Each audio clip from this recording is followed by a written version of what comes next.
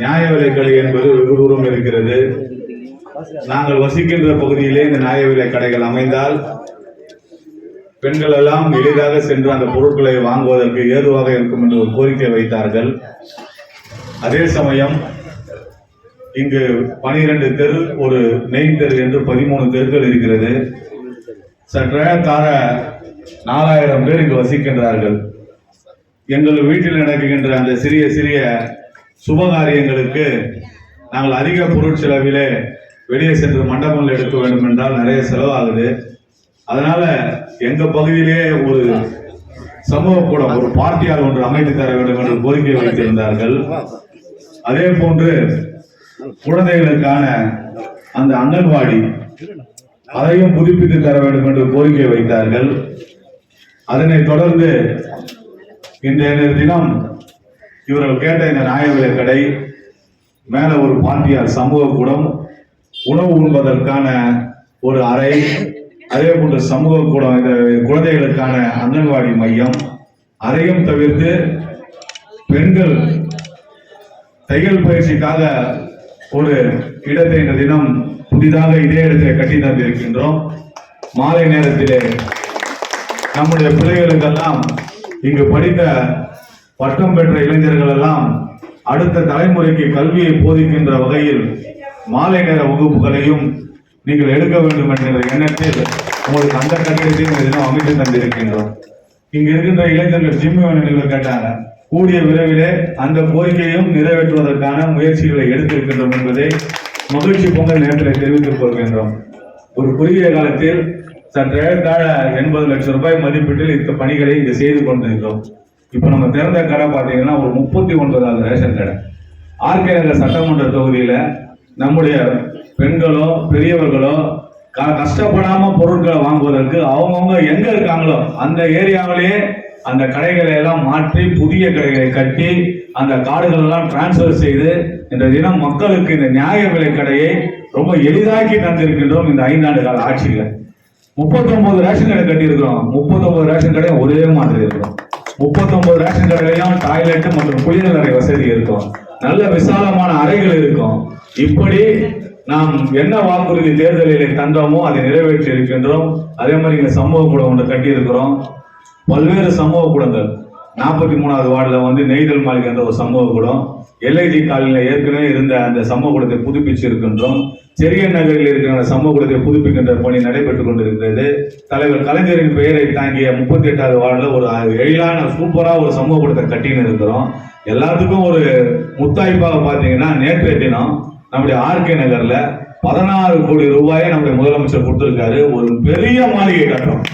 இன்னைக்கு ஆர்கே நகர்ல பார்த்தா ஒரு மிகப்பெரிய மண்டபம் எதுவும் இல்லை. ஒரே ஒரு மண்டபம் தங்க மாளிகை இருக்கு, கேப்டன் மகால் இருக்கு. அங்கெல்லாம் போனா 4 லட்சம் 5 லட்சம் கேட்பாங்க.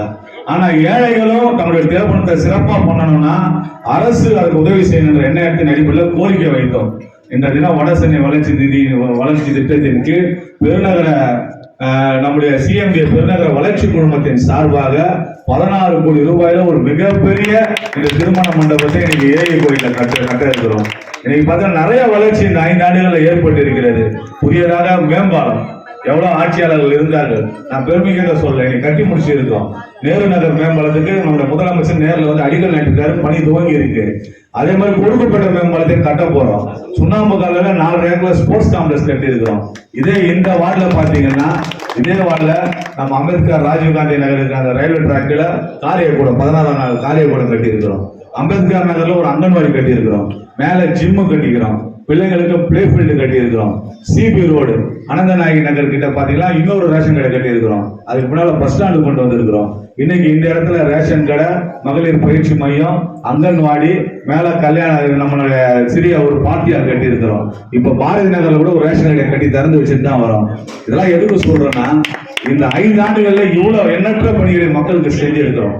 மக்களை செய்த விஷயத்த சொல்லணும்ல, அதுக்காக தான் இந்த விஷயத்த சொல்றேன். அது மட்டும் இல்ல, பட்டா இன்னைக்கு இது என்ன தாசில்தார் வந்திருக்காங்க. இந்த சிறப்பான நிகழ்ச்சிக்கு வருகை தந்திருக்கின்ற நம்முடைய வட்டாட்சியர் அவர்களையும், நம்முடைய சர்வேயர் அவர்களையும், மண்டல குழு தலைவர் அவர்களையும், அண்ணன் ஜெபதாஸ் பாண்டியன் அவர்களையும், அண்ணன் லட்சுமணன் அவர்களையும், நம்முடைய மாமன்ற உறுப்பினர் சகோதரி மணிமேலை அவர்களையும், நம்முடைய சேர்மன் மண்டல குழு தலைவர் நேதாஜி யு கணேசன் அவர்களையும் மற்றும் இங்கு வருகை தந்திருக்கின்ற அண்ணன் அனிப்பா, ராஜா, அண்ணன் ஏழுமலை, ராஜன், நம்முடைய முதலமைச்சர் சொன்னாரு தேர்தல் நேரத்தில் ஆட்சி அமைஞ்ச எல்லா பகுதியும் பட்டா தருவேன்னு சொன்னாரு. இன்னைக்கு நம்முடைய துணை முதல்வர் சிறப்பு செயலாக்க திட்டத்துறை அவர் அமைச்சராக இருக்காரு. அதன் கீழே தான் இந்த பட்டா என்கிற ஒரு விஷயம் வருது. இன்னைக்கு நம்ம ஆர்கே நகர்ல பாத்தீங்கன்னா அனைத்து பகுதிகளுக்கும் இன்னைக்கு பட்டா முதல்ல பாரதி நகர்ல பட்டாக்காக ரொம்ப முயற்சி எடுத்தாங்க. பாரதி நகருக்கு வழங்கி இருக்கின்றோம். அதே மாதிரி பாத்தீங்கன்னா சந்திரசேகர் நகர்ல வழங்கி இருக்கின்றோம், நேரு நகருக்கு வழங்கி இருக்கின்றோம், சிகிருந்தபாளையத்துக்கு வழங்கி இருக்கின்றோம்.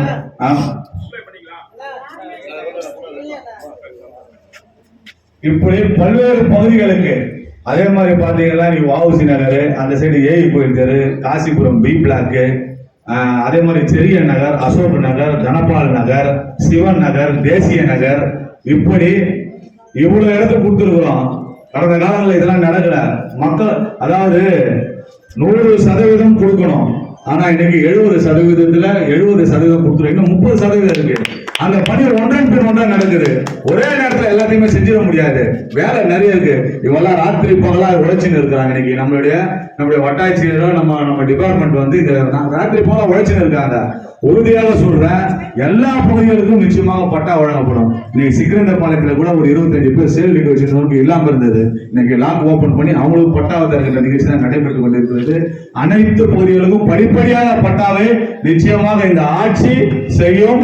நம்முடைய முதல்வர் 2.0 அடுத்து வருகின்ற ஆட்சி வருகின்ற போது 100% எல்லாருக்கும் பட்டா தருகின்ற ஒரு நிகழ்வு நடக்கும். நன்றியோடு அனைவரும். இப்போ இன்னொருத்தரும் பட்டா கேட்கிறோம், அதுக்கு ஃபர்ஸ்ட் சேல் டீட் இருக்கணும். இப்போ இது வந்து குடிசை மாற்று வாரிய இடமா இருந்தா இந்த இடத்த நம்மளுக்கு அலாட்மெண்ட் கொடுத்துருப்பாங்க. அந்த அலாட்மெண்ட்டுக்கு அப்போ ஒரு கிரிய தொகை நிர்ணயிச்சிருப்பாங்க.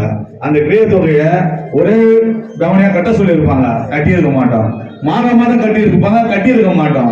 இப்ப நீங்க போயிட்டு அந்த குடிசை மாற்று வாரிய அலுவலகத்தை போயிட்டு எவ்வளவு கிரிய தொகை பேலன்ஸ் இருக்குன்னு கட்டிட்டு அந்த கிரிய பத்திரத்தை வாங்கணும்னா உடனடியாக பட்டா தருவதற்கு இந்த வட்டாட்சியரும் அரசும் தயாராக இருக்கிறது.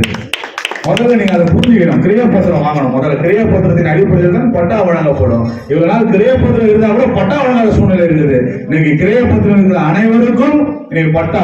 அதே மாதிரி பாத்தீங்கன்னா என்ன ஜீவோ புறம்போக்கு இடத்துல இருந்தவங்களுக்கு 97 ஒரு ஜீவோ. ஆமா, அரசு புறம்போக்கு இருக்கிறவங்களுக்கெல்லாம் இன்னைக்கு அப்படியே பட்டா கொடுக்க சொல்றாங்க. இன்னைக்கு அனைத்து பகுதியிலும் பட்டா வழங்கிக்கிறோம். ஒரு மிகப்பெரிய புரட்சி இந்த ஆட்சியில. இது சாதாரண விஷயம் இல்லம்மா. இதுக்கு முன்னால கேள்விப்பட்டோமா? இல்ல. முதல்ல ஐயா கலைஞர் தான் பட்டான்ற ஒரு விஷயத்தை கொடுத்து இலவச பட்டா கொடுத்தாரு. அதுக்கப்புறம் இப்போ காமராஜர் நகர்ல அதே மாதிரிதான் இப்போ மீண்டும் வந்து இந்த பட்டா தருகிற விஷயம் நடக்கிறது. படிப்படியாக இப்போ ஒரே ஒரு உதாரணம் தரேன். இப்ப சிக்கிரந்தபாளையம் வச்சுங்களேன், இங்க பட்டா இல்லையா, நீங்க இங்க வந்து ஒரு அசோசியேஷன் இருப்பீங்க, அந்த ஊர் நிர்வாகம் இருப்பீங்க. நீங்க சட்டமன்ற உறுப்பினர் அலுவலகத்துக்கு வாங்க, எத்தனை பிளாட் இருக்கு, அந்த மக்கள் யார் யார் கிரிய பத்திரம் வச்சிருக்காங்களோ அதை நீங்க கலெக்ஷன் பண்ணுங்க. கிரிய பத்திரம் இல்லாதவங்களுக்கு தகவல் எடுத்துவாங்க. நம்ம அதை வந்து கலெக்டர் கிட்ட வச்சு கிரிய பத்திரம் உள்ளவர்களுக்கு உடனடியாக பட்டாவும், கிரிய பத்திரம் இல்லாதவர்கள் கிரிய பத்திரம் பெறுவதற்கான வழிவகையும் செய்வதற்கு தயாராக இருக்கின்றோம். இந்த வேலையை ரொட்டீனா செஞ்சு இருக்கிறோம். நீங்கள் எப்போது வந்து அணுகினாலும் உங்களே நேரடியாக மாவட்ட ஆட்சியரிடம் அழைத்து சென்று உங்கள் நகரின் பிரச்சனையை சொல்லி உடனடியாக தீர்வு காண்பதற்கு தயாராக இருக்கிறோம் என்று கூறிக்கொண்டு இந்த நாளிலும் கூட பட்டா பெறவிருக்கின்ற நம்முடைய அத்துணை குடும்பங்களுக்கும் வாழ்த்துக்களை தெரிவித்துக் கொண்டு விடைபெறுகின்றேன். இந்த பகுதியில சிறப்பான முறையில இந்த தினம் இந்த டியூஷன் சென்டரை நீங்க நடத்தணும். தொடர்ந்து இந்த கல்விக்கான விஷயம் பண்ணணும். லைப்ரரி கூட கேட்டிருக்கிறீங்க. நிச்சயமாக அந்த லைப்ரரி இந்த பகுதிக்கு அமைச்சு தருவோம். இன்னைக்கு ஆர்கே நகர்ல இன்னைக்கு கலைஞர் நூலகம் கருமாரியம்மன் நகர்ல பாருங்க, 15 லட்சம் ரூபாயில சொந்தமா கட்டி இருக்கிறோம். அரசாங்க பணம் இல்லாம சொந்தமா மக்களுக்காக கட்டி இருக்கிறோம். நீங்க கேள்விப்படலாம், இவ்வளவு நாள் இதெல்லாம் நடந்ததுலான்னு. அரிசி கொடுக்கலாம், பருப்பு கொடுக்கலாம், தேர்தல் நேரத்தில் ஒரு டப்பா தந்து கொடுக்கலாம் ஓட்டு போறதுக்கு. 15 லட்சம் ரூபாய்க்கு லைப்ரரி கட்டி நீங்க போய் பாருங்க. தனிப்பட்ட முறையில் 15 லட்சம் எதுக்கு? நம்முடைய சந்ததி, நம்முடைய மக்கள் எல்லாம் அறிவு வளர்ச்சி பெற வேண்டும், கல்வியில முன்னேற வேண்டும் என்ற எண்ணத்தின் அடிப்படையில் இது ஓட்டுக்காகவும் மக்களை ஏமாத்துறதுக்காக வருகின்ற இயக்கமோ மக்களுக்காக மக்களுக்கு ஒரு வாக்குகளை மட்டும் நினைத்து வருகிறவர்கள் நிச்சயமா நம்ம கிடையாது. அடுத்த தலைமுறையை பற்றி, இந்த சமூகத்தை பற்றி உண்மையில கவலைப்படுகின்ற ஒரு முதலமைச்சர் தான் ஐயா முத்துவேல் கருணாநிதி ஸ்டாலின் என்பதை நேரத்தை கூறிக்கொண்டு நல்ல வாய்ப்புக்கு நன்றி கூறி விடைபெறுகின்றேன். நன்றி, வணக்கம். சீதாராமன், உச்சம்மா உச்சம்மா வாங்க உச்சம்மா 12 ராஜம்மா ஓகேண்ணா 13 ஆதிலட்சுமி